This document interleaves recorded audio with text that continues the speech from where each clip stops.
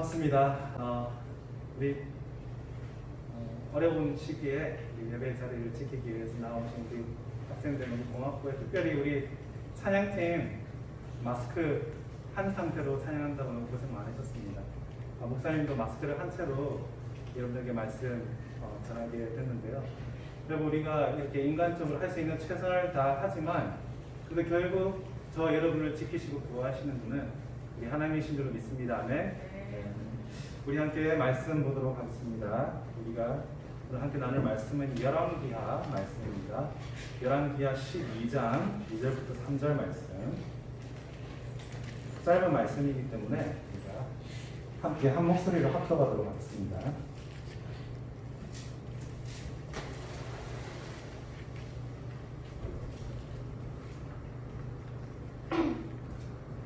함께 읽겠습니다. 시작. 요아스가 제사장 여호야다의 교훈을 받을 동안에 여호와 보시기에 정직히 행하였을 때 오직 산당을 제하지 아니하였으므로 백성이 오히려 산당에서 제사하며 분향하였더라. 아멘. 우리 지난주에 친구들 혹시 영상 설교를 보셨다면 기억하시겠지만 지난주 우리가 나눈 말씀에 가장 중요한 인물은 솔로몬이었습니다. 솔로몬이 하나님께서 금하신 세 가지를 어겼기 때문에 결국은 이 통일 이스라엘 왕국이 분열될 수밖에 없었죠. 여러분 혹시 기억하십니까? 그 세 가지가 뭔지? 첫 번째는 하나님께서 말을 많이 두지 말라고 했음에도 불구하고 이집트에서 말을 많이 수입했습니다. 그래서 말은 무엇을 의미하냐면 그때 말씀드렸다시피 power, 권력을 의미합니다. 또 두 번째로 하나님께서 금하신 것은 아내를 많이 두는 것을 금하셨음에도 불구하고 솔로몬에게 몇 명의 아내가 있었죠? 700명의 후궁과 300명의 처첩, 1000명의 아내를 두었다고 했죠. 그러니까 이 아내가 의미하는 것은 쾌락입니다. 즐거움입니다. 그리고 마지막으로 하나님께서 금하신 것은 또 무엇입니까? 많이 은과 금을 쌓지 말라고 했죠. 은과 금은 당연하게 여러분 아시겠지만 결국 money, 돈입니다. 네. 이 세 가지를 많이 들 것을 금하셨음에도 불구하고 솔로몬이 여기에 너무 집중했기 때문에 어떤 일이 일어났습니까? 그의 사후에 이 왕국이 분열하여서 지금 우리나라가 분단되어 있는 것처럼 북이스라엘과 남유다 왕국으로 분열되게 되었습니다. 이제 그렇게 출발한 그 북이스라엘과 남유다 왕국에는 많은 왕들이 있었습니다. 총 39명의 왕이 있었어요. 그런데 그 39명의 왕 중에 유일하게 한 명의 여왕이 있었습니다. 네. 그 여왕의 이름은 아달랴라는 여인이었습니다. 아달랴. 네. 이 아달랴는 그 출생부터가 남달랐어요. 부모가 누구였냐면 성경에 기록되어 있는 커플 중에서 가장 악한 커플 1위라고 할 수 있는 바로 북이스라엘의 아합 왕과 그의 왕비였던 이세벨이었습니다. 이 아합 왕과 이세벨 사이에서 태어났을 뿐만이 아니라 그녀의 남편이었던 남유다 왕 여호람 역시도 그에 못지않게 아합과 이세벨 못지않게 정말 잔혹하고 또 비정한 사람이었습니다. 친동생들을 한두 명도 아닌 수많은 친동생들을 다 죽여버린 왕이었어요. 그렇게 피부치들을 죽여서라도 자신의 왕위를 유지하려고 하였던 사람이 바로 여호람이었는데 그 남편이었는데 이 남편이 아주 비참하게 죽습니다. 어떻게 죽냐면 몸에서 창자가 빠져나와서 고통스러운 상태에서 죽었다라고 기록하고 있습니다. 그래서 재위 8년 만에 죽고 이제 이 여호람과 또 아달랴 사이에 아들이 있었는데 그 아들의 이름이 아하시아였습니다.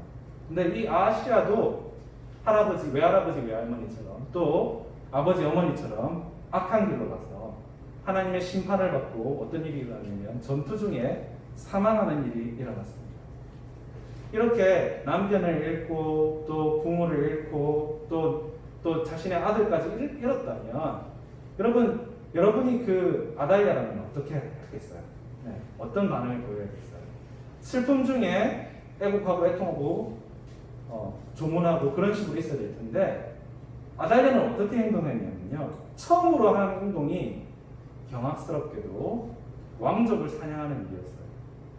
그러니까 왕의 피만 튀겼다 하면 다윗의 피만 물려받았다고 하면 연령을 가리지 않고 남녀노소를 불문하고 모아서 잔혹하게 살해했던 것이 남편이 죽고 아들이 죽어서 취한 아달랴의 첫 번째 행동이었습니다. 그런데 이렇게 다윗의 씨가 약속받은 이 다윗의 씨가 이후에 우리 예수님께서 탄생하신 그 다윗의 씨가 이제 끊어질 것 같은 이런 절체절명의 그런 위기에서 하나님께서 개입을 하세요. 그래서 이 아하시아의 아들 갓난아기 요아스라는 아기가 있었는데 이 아기의 고모인 이 여호세바가 이 아기 요아스를 빼돌린 거예요. 그래서 이제 왕의 씨를 완전히 진멸하고 이제 자신의 입지를 확고히 하고자 하는 이 아달랴의 이 왕족 사냥이 나름대로 스스로 생각했을 때 성공했다고 생각하니까 그때서야 아달랴는 앞서 말씀드린 것처럼 남유다와 북이스라엘 통틀어서 유일한 여왕으로 이제 등극하게 됩니다. 이제 여왕으로 등극하고 나서는 정말 거침없었어요. 그 누구도 이 아달랴를 멈출 수가 없었습니다. 거침없이 했던 행동들이 어떤 행동들이 있냐면 하나님의 여호와의 전인 성전을 더럽혔고요. 또 우상 숭배에 열중하였습니다. 그리고 선지자들을 수많은 방법에 생각할 수 있는 사람이 생각할 수 있는 모든 방법을 다 동원하여서 잔혹하게 하나님의 선지자들을 죽였습니다. 이런 위험한 엄중한 시기에 만약에 아기 요아스를 빼돌렸다는 사실을 들킨다면 그 누구라도 무사할 수 없는 그런 위험한 상황이었음에도 불구하고 이런 위험천만한 환경에서도 요세바의 보호하여서 요아스는 또한 하나님의 보호하심으로 무럭무럭 자라게 됩니다.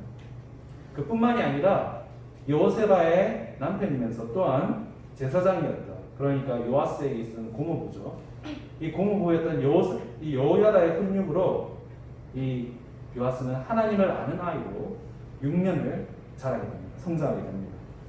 그리고는 이 6년이 흘러서 제7년에 드디어 결정적인 결전의 시간이 왔습니다. 이제 왕의 씨는 다 말렸다고 생각했어요. 네. 아달랴는. 그리고 자신이 이 여왕으로서 앉아있는 이 자신의 왕자가 영원하리라고 믿었는데 갑자기 골밖이 소란스러운 거예요. 그리고 여호와의 전 쪽에서 이 진동하는 소리가 들렸어요. 많은 무리들이 내는 소리가 들린 거예요. 그래서 그 소리의 진원지를 찾아서 가봤더니 호위병들과 백성들이 다 거기에 모여 있는 것이었습니다. 그런데 이 아달랴가 가장 경악한 부분이 어떤 부분이었냐면 그 모여 있는 많은 호위병들과 백성들 한가운데 왕의 명령안을 쓰고 있는 7세밖에 안 되는 어린 소년왕의 존재였습니다. 요아스를 발견하게 된 거죠. 여러분 다 외할머니 또 친할머니 아마 계실 거예요. 할머니들이 얼마나 손녀 손주들인 여러분들을 얼마나 사랑하세요. 일반적인 보통의 할머니라면 피부치가 없다고 생각했을 때 피부치가 나타났다면 얼마나 귀하고 얼마나 사랑스러웠겠어요. 그런데 우리가 알다시피 아달랴는 그런 일반적인 할머니가 아니죠. 오히려 반역이다 하면서 옷을 찢고 울부짖으면서 당장 요아스를 죽일 것을 명하지만 그 누구도 아달랴의 명령을 듣지 않습니다. 그리고 그런 아달랴는 이제 칼과 비명 아래서 그 간악하고 죄 많았던 인생을 마치게 됩니다. 이제 어린 왕 요아스가 7세 어린 왕 요아스가 왕위에 올라가고 나서 모든 비정상적인 상황들이 정상화되기 시작했어요. 앞서 말씀드린 것처럼 아달랴가 여왕으로 있으면서 성전이 더럽혀지고 또 하나님의 선지자들이 죽임을 당했다고, 또 우상 숭배가 모든 백성들에게 널리 이루어졌다고 말씀드렸는데 이제 어린 왕이 이제 정상화를 시키면서 이 모든 것들이 다시 역전되기 시작했습니다. 어떻게 됐습니까? 흩어지고 버려졌던 그리고 파손되었던 하나님의 말씀 두루마리들이 다시 복원되고 다시 읽혀지기 시작했어요. 또 두 번째로는 앞서 말씀드린 것처럼 아달랴에 의해서 더럽혀지고 또 방치되고 훼손되었던 성전 여호와의 전이 이제 다시 리모델링되고 미화되고 청소되기 시작했습니다. 마지막으로는 결정적으로 하나님께 올려드리는 그런 예배와 제사들이 이제 회복되기 시작했습니다. 여러분 이 모든 것들이 가능했던 이유는요. 여러분 7세 어린 왕 소년 요아스가 뭘 천재였고 잘했고 탁월했기 때문이 아니었어요. 그 이유는 이 7세 어린 왕 요아스에게 하나님께서 붙여주신 한 인물이 있었기 때문에 이 모든 것들이 가능했습니다. 바로 아기 요아스를 빼돌려서 6년 동안 보호하면서 하나님의 말씀으로 훈육하였던 바로 제사장 여호야다가 있었기 때문에 이 모든 일들이 가능했던 것입니다. 여호야다가 이 어린 요아스를 이끌어주고 밀어주었기 때문에 이 모든 계획들이 가능했던 것이죠. 우리 다시 본문 2절을 보시면 요아스가 제사장 여호야다의 교훈을 받을 동안에 여호와 보시기에 정직히 행하였다 라고 기록하듯이 여호야다가 살아있는 동안에는 아무런 문제가 없었습니다. 그런데 모든 사람은 결국은 죽게 돼 있죠. 여호야다가 아무리 탁월하고 아무리 신실한 사람이라도 여호야다가 영원히 어린 왕 요아스와 함께 있어줄 수 없습니다. 그러니까 여호야다가 나이가 이르러서 죽고 나니까 이 어린 왕이었던 요아스가 청년이 되어서도 여호야다가 없으니까 급격히 무너지기 시작했어요. 아람 군대가 외국 군대가 쳐들어옵니다. 그리고는 남유다와 예루살렘을 여기저기 다 구석구석 다 약탈하고 숱한 백성들을 죽입니다. 그런데 애초에 이 아람 군대가 예루살렘과 남유다 왕국을 쳐들어온 이유가 있어요. 그 이유가 우리가 함께 읽은 본문 3절에 나와 있습니다. 무엇입니까? 우상과 산당을 제거하지 않았기 때문입니다. 이렇게 우상과 산당을 제거하지 않았기 때문에 하나님께서 그 손을 드셔서 아람 군대를 사용하셔서 남유다와 예루살렘을 치시면 우리 같으면 가장 자연스러운 건 뭘까요? 잘못을 회개하고 고치고 이전의 방법으로 돌아가지 않는 것인데 당연히 돌이켜 회개하고 우상과 그리고 산당을 제거하는 것이 마땅한데 이렇게 하나님께 방법을 구하는 것이 아니라 요아스는 어리석게도 아람 군대에게 뇌물을 바치는 것으로 이 문제를 해결하려고 합니다. 하나님이 아니라 사람의 방법으로 자신 앞에 놓여진 어려운 문제를 해결하려 한 것이죠. 이런 것을 두고 분노하고 이런 것을 책망하고 비난한 사람이 있었습니다. 이 비난한 선지자의 이름은 바로 스가랴였습니다. 스가랴는 그 누구도 아니고 다른 사람이 아니라 바로 오랫동안 요아스를 지켜주고 보호하고 또 말씀으로 훈육하고 또 그가 바른 정치를 할 수 있도록 인도하여 주었던 바로 요아스의 고모부였던 여호야다의 아들이었습니다. 그러니까 스가랴와 요아스는 무슨 사이일까요? 고모부의 아들이니까 사촌이었죠. 사촌. 나이가 더 많은 요아스의 사촌형이었습니다. 그런데 이런 요아스의 사촌형이 옳은 말로 책망을 하니까 죽여버린 것이죠. 자신을 왕위에 올리고 자신을 올바른 길로 인도하였던 은인이었던 여호야다의 아들을 이 요아스 왕은 다른 것도 아니고 바로 여호와 하나님의 전뜰 안에서 돌로 쳐 죽였던 것입니다.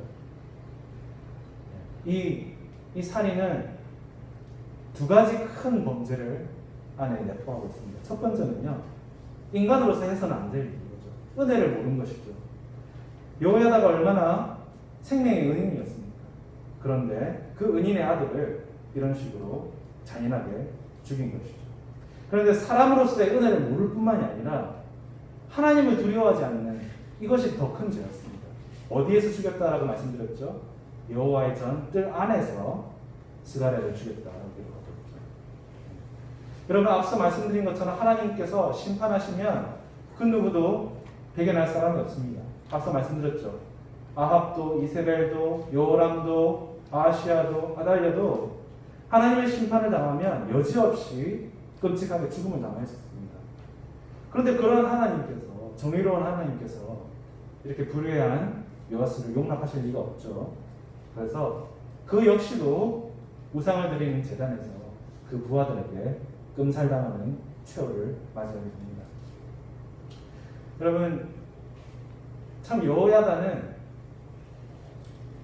단점을 찾기가 어려울 정도로 용감한 사람이었어요. 그 엄혹한 시절에 다윗의 씨를 지키기 위해서 자신의 목숨을 담보로 용감하게 행동하였던 사람이었습니다. 그리고 이 사람은 하나님께 충성스러운 사람이었고 신실한 사람이었습니다. 그런데 그래도 아쉬움이 남아요. 그 아쉬움이 뭐냐면 그는 자신이 죽고 난 후를 준비하고 대비하지 못하였다는 것입니다. 그게 그에게 있어서 유일하게 아쉬운 부분입니다. 요야다는 시간이 많았어요. 요야다가 몇 살에 죽었냐면 130세에 죽었다라고 하고 있습니다. 지금 우리가 뭐 우드셀라 969세, 뭐 900세 이런 시대를 말하는 게 아니라 지금 기준으로도 130세는 어마어마하게 장수하는 건데 그 당시에는 말씀드렸다시피 수명이 훨씬 더 짧았던 시대예요. 30, 40대가 수명했던 시대에 130세를 살았어요. 그에게 시간이 없지 않아서 시간은 충분히 있었습니다. 그럼에도 불구하고 그는 그 긴 시간 동안 요아스를 도필하면서도 요아스를 신앙적으로 의존적인 신앙이 아니라 독립적인 신앙으로 자립할 수 있도록 세워주지는 못했어요. 그래서 요아스로 하여금 초반에 그렇게 잘하다가 끝에 무너지고 비참한 최후를 맞이하게 된 것입니다. 여러분 다시 한번 말씀드리지만 전에도 말씀드린 적이 있지만 저와 여러분은 우리 모두는 언젠가는 죽게 돼 있어요. 여러분에게 뭐 패드립 치려는 게 아니라 여러분의 부모님도 죽습니다. 그건 확실한 사실이에요. 여기 여러분들을 위해서 기도하시고 또 여러분들을 가르치시는 선생님들도 분명히 돌아가실 겁니다. 여기는 저도 때가 되면 떠나야 합니다. 그렇기 때문에 너무 중요해요. 여러분들에게 드리는 이 질문이 그래서 너무 중요합니다. 여러분 솔직하게 스스로에게 한번 물어봤으면 좋겠어요. 내 신앙은 정말 내 신앙이 맞나? 내 신앙은 확실하게 나의 것이 맞나? 온전히 나의 것이 맞는 것일까? 혹시 다른 사람의 신앙이 그냥 내 자의가 아니라 타의로 인해서 그냥 주일날 예배 드린 것은 아닐까? 진지하게 고민해 봤으면 좋겠습니다. 여러분 영적 베이비로서 언제까지 머물러 있을 수 없어요. 그러면 요아스처럼 하나님께서 심판하시는 날이 올 수밖에 없습니다. 여러분 빨리 이런 영적인 이유식을 떼기를 바랍니다. 그리고 영적인 베이비시터로부터 이제는 독립해야 합니다. 그리고 스스로 서야 합니다.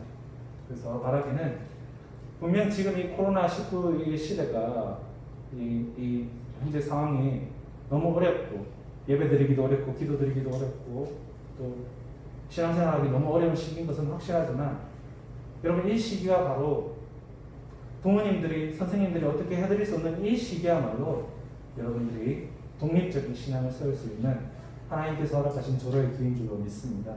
그래서 하루빨리 신앙적으로 홀로 서기를 애쓰면서 부모님과 선생님들과 하나님 보시기에 자랑스러운 영적 거인들로 세워주시는 우리 귀한 중고등부 친구들 되기를 간절히 소원합니다. 우리 함께 기도하도록 하겠습니다. 사랑이 많으신 하나님 아버지 감사합니다. 귀한 우리 중등부 학생들 어려운 시기를 살고 있지만 회피하고 도망하고 믿음을 버리는 것이 아니라 우리 하나님께서 힘주심에 의지해서 정면 돌파할 수 있는 믿음을 우리 친구들에게 허락하여 주옵소서.